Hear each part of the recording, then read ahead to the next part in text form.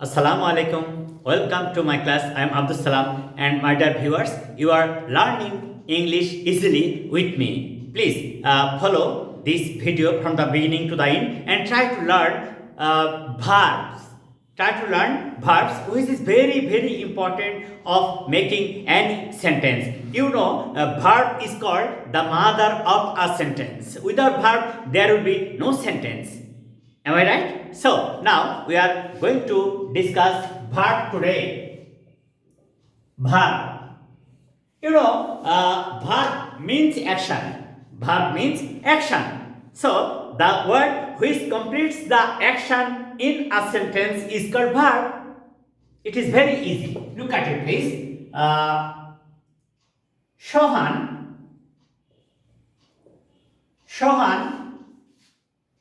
went out yesterday. Acha, Shohan is the name of a boy. It is noun and subject of this sentence. আচ্ছা, সোহান কি করেছিল? বাইরে গিয়েছিল। এই বাইরে গিয়েছিল এটা হচ্ছে ভার্ব। আর কোথায়? আউট ইয়েস্টারডে এটা হচ্ছে এক্সটেনশন। তাহলে আমরা এখানে দেখলাম যে ওয়ার্ড দ্বারা কোনো কাজ করা, হওয়া, যাওয়া বোঝায় তা কিন্তু verb. So here went indicates the action of this sentence. So went is verb here. Now you can easily understand that verb means action, or that means verb always finishes the action in a sentence.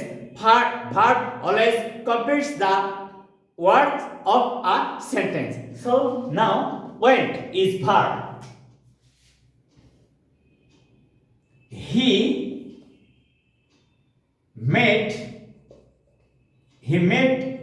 a basket last night. He made a basket last night. Acha, he pronoun but subject কে? সোহান কি করেছিল? Made তৈরি করেছিল। What?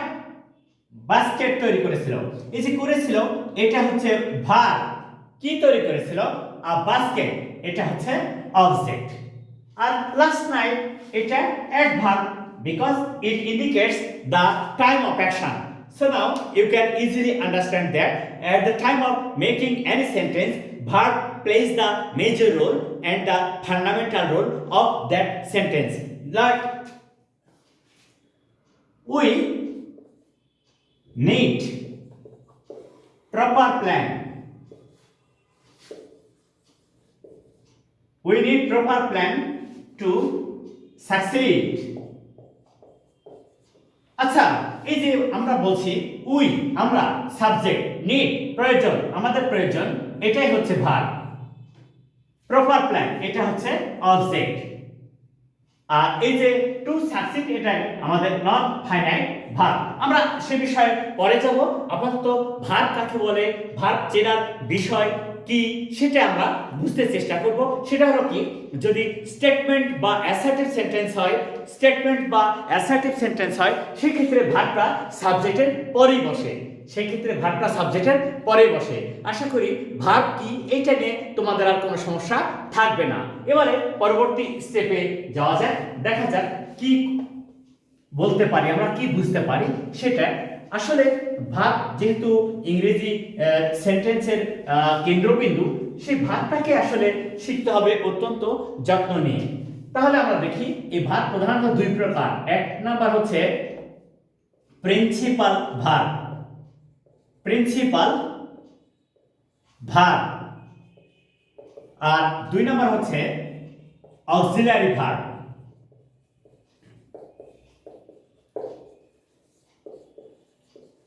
আচ্ছা, Rohan is reading a book.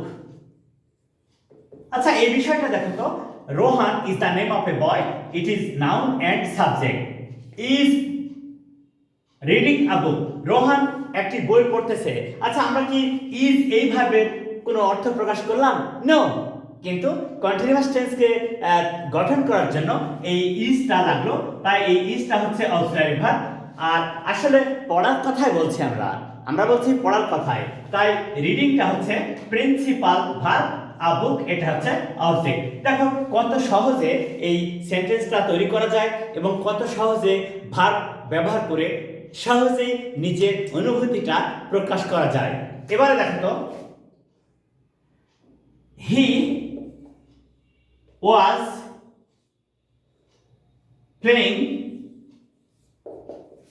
playing cricket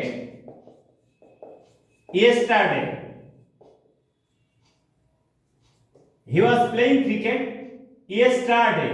সে গতকাল cricket খেলতেছিল। কে? Rohan. Subject he, pronoun, রোহানের পরিবর্তে প্রোনাউন, তারপরে সাবজেক্ট সে। আর সে গতকাল ক্রিকেট খেলতেছিল, কিন্তু ইজের কোনো অর্থই নেই, ইজের কোনো অর্থই নেই। তাহলে ইজ এই কন্টিনিউয়াস টেন্স, পাস্ট কন্টিনিউয়াস টেন্সকে ব্যবহার করার জন্য, তৈরি করার জন্য আমরা এইটা প্রিন্সিপাল ভার্ব ব্যবহার করলাম। আর এই প্রিন্সিপাল ভার্বকে পাস্ট কন্টিনিউয়াস রূপ দেওয়ার জন্য প্রয়োজন ওয়াজ বা ওয়ার। সেই ক্ষেত্রে এটা অক্সিলারি ভার্বের কাজ করছে। আর ক্রিকেট এটা হচ্ছে অবজেক্ট, ইয়েস্টারডে অ্যাডভার্ব।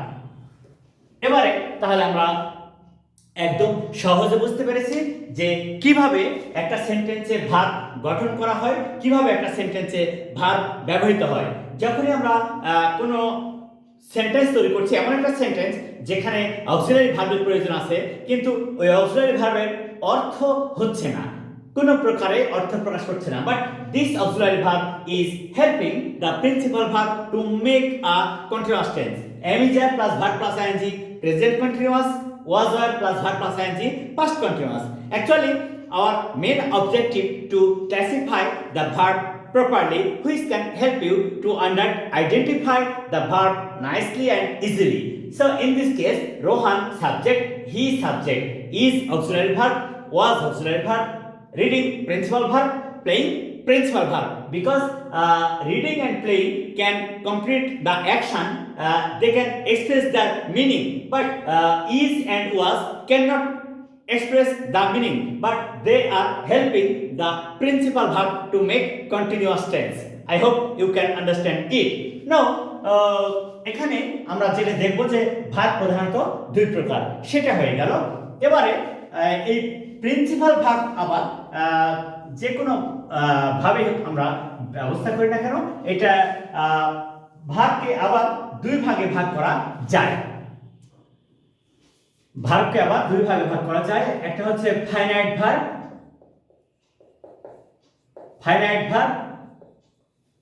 আর একটা হচ্ছে non finite verb, finite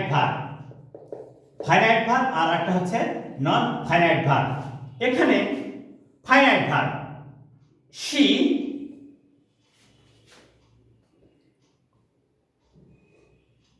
read a novel yesterday. She read a novel yesterday. আচ্ছা, she reads a novel regularly. সে নিয়মিত একটা উপন্যাস পড়ে। আচ্ছা, সে বলছে she read a novel yesterday, সে গতকাল একটা উপন্যাস পড়েছিল। এখানে বলছে she reads a novel regularly, সে নিয়মিত একটা উপন্যাস পড়ে। এবারে দেখো তো, she will read a novel tomorrow.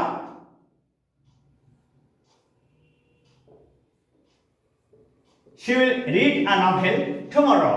সে আগামীকাল একটা উপন্যাস পড়বে। আচ্ছা, এই যে ভার্বটা, রিড ভার্বটা দেখো টেন্স চেঞ্জের সাথে সাথে সে কিন্তু চেঞ্জ হয়ে যেতে পারছে, সে তাই একে বলা হয় ফাইনাইট ভার্ব।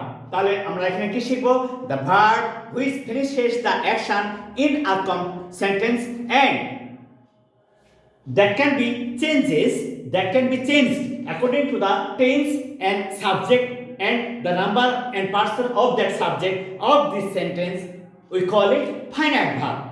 তাহলে এখানে আমরা কি শিখবো, যে এখানে শিখবো সেন্টেন্সে যে ভার্বটা সাবজেক্টের সঙ্গে ব্যবহৃত হয়ে সেন্টেন্সের সাবজেক্টের নাম্বার, পার্সন ও টেন্স অনুযায়ী এর গঠন চেঞ্জ করতে পারে তাকে বলবো আমরা ফাইনাইট ভার্ব। আর যে চেঞ্জ করতে পারে না সেটা ফাইনাইট ভার্ব। যেমন she went to market to buy a pen. She went to market to buy a pen. She goes to market to buy things. She will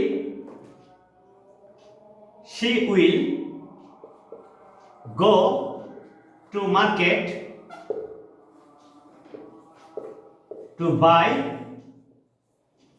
things. আচ্ছা, এই যে এই সেন্টেন্সগুলো আমরা যখন দেখব, এই ওয়েন্ট গিয়েছিল, গোজ যায়, she will go সে যাবে। Why? What is the purpose of her going? The purpose is to buy. To buy. এখানে বলছে to buy. So to buy cannot be changed according to the subject of that sentence, according to the tense of that sentence. So now we can easily understand that finite verb is a kind of verb which finishes the action of that sentence, and that finite verb changes according to the subject, number, person and tense of that sentences. But non-finite verb cannot be changed. Non-finite verb cannot be changed according to the tense, subject and number. So now you can easily understand finite verb and non-finite verb. So my dear viewers, now I would like to request all of you to watch the video from the beginning to the end and try to learn verb. We are trying to make everybody understand the verbs, and the next in future I shall make more videos on verb. Please share the videos to your friends and tell them to share and subscribe. Assalamu alaikum.